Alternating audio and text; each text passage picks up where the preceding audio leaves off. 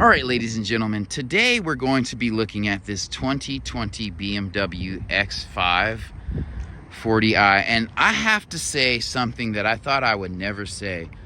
I think this vehicle should be considered if you're looking into buying a luxury SUV and you're considering an Audi Q5. I mean, Audi SUVs are wildly popular. I have several friends with them. And I think, you know, they're nice vehicles, but I don't think they look as good as this X5.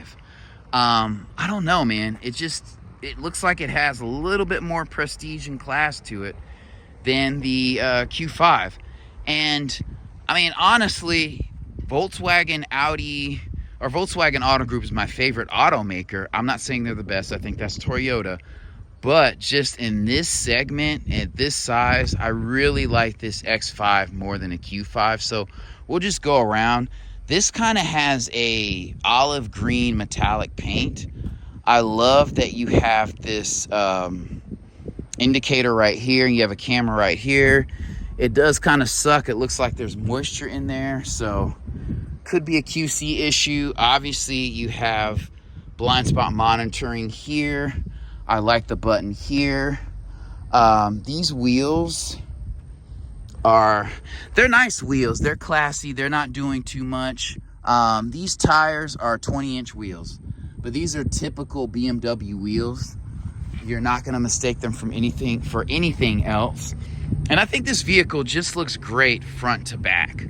So if I were going to buy a mid-size luxury SUV, and I'm like, I'm past the Jeep Grand Cherokee, and you know, if I'm looking at an Audi Q5 or Mercedes GLE and a Q5, I would probably buy this X5. I just like the way it looks, and you're gonna get some sort of turbocharged, semi-questionable engine that you'll have to run to the dealer and pay a lot of money on when it's out of warranty. But when you're in this air, it's par for the course. One thing that I don't really like about this SUV is this two-piece tailgate. I'm not the biggest fan, but I like that it is automated. I think it's very nice. That's classy. That sets this SUV apart. The opening is wide. You have good space in here. These seats do fold down. I would love to see this be electronic. I'm sure this will last a while, but I would love to see that be electronic. The carpeting in here looks nice. You do have some space under here. No spare tire. You just have a flat tire repair kit. That is typical for European luxury vehicles. You do have LED interior lighting. Super dope. And as with a lot of German vehicles, you have, I don't know, I thought there'd be a first aid kit in there. So anyway, there's not. Maybe there was and it's gone now. But yeah, I actually like how that tailgate operates. That looks pretty dope. And this SUV looks really handsome. It looks luxurious. It looks classy. And it looks like it has some utility, especially in this olive green color. I love how, and we'll go ahead and put this up. But I love how the bumper, you know, you have this kind of plastic molding here, and then you have, you know, the paint color there, and then you have more silver paint towards the bottom. I like that scheme a little bit. It just sets it apart. You have actual exhaust in here. The tires are fat like you would expect in a luxury SUV. And let's see what kind of engine this thing has. It has a 3-liter engine, so we'll go ahead and look under the engine compartment.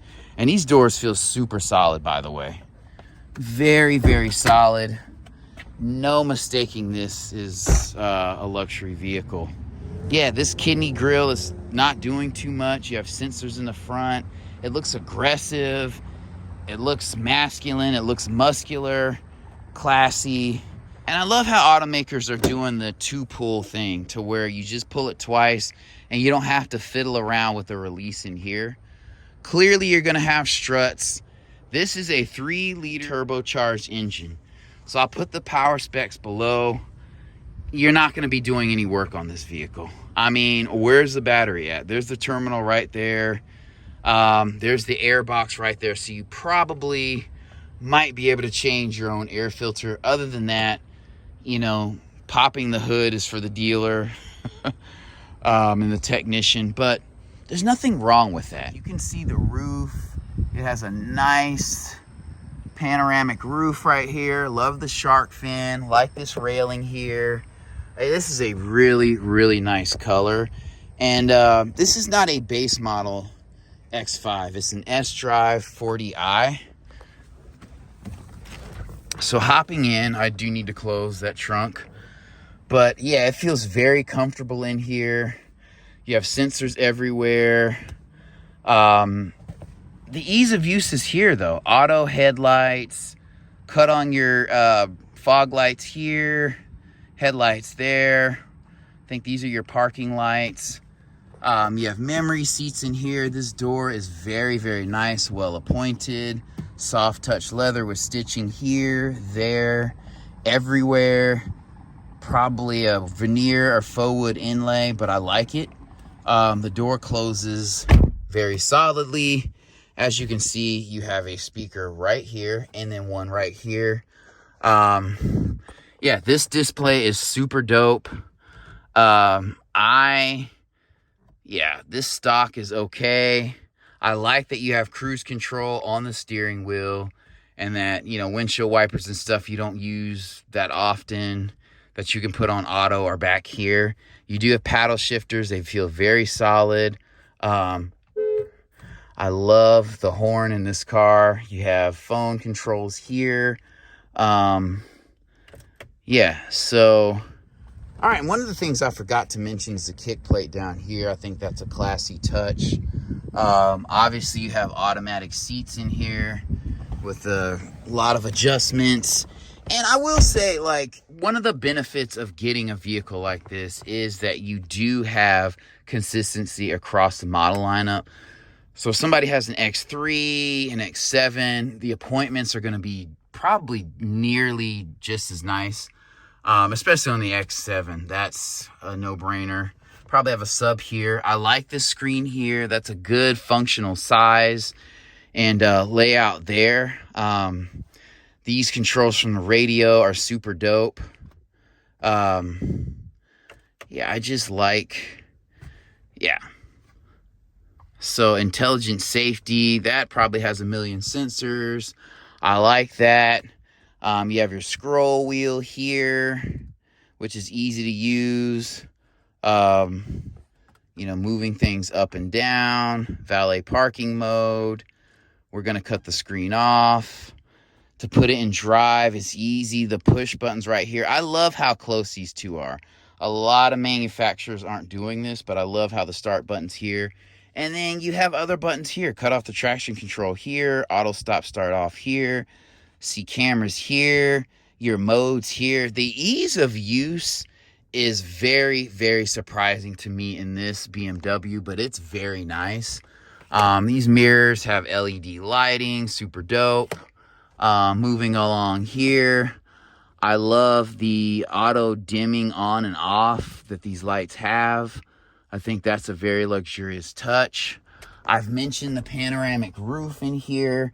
That's nice. These seats are super comfortable. They're perforated. I feel like they're heated. I don't believe they're cooled, unfortunately. I would like to see that. This dash is super nice. I mean, overall, a very, very nice vehicle. And this looks better than a lot of Audi SUVs I've gotten into. Okay, so hopping into the back seat, what I love about these doors is no matter where I leave them, they'll sit. On non-luxury vehicles, you have like set intervals that you can open the door. And if you try to open it between one or the other, it'll either fly open and door ding the car or just close too narrowly. That is not the case in this vehicle. Step up is not bad at all. Super, super comfortable. This vent and this pillar is definitely a luxury touch. This door is just as solid and well appointed as the other that I showed you, the other one I showed you. You have charge port here.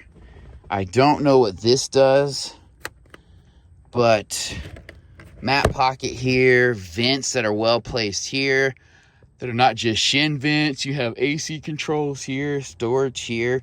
You even have the old cigarette lighter charger here. So these seats are nice. You could sit 3 adults here. And this floor is actually pretty flat there.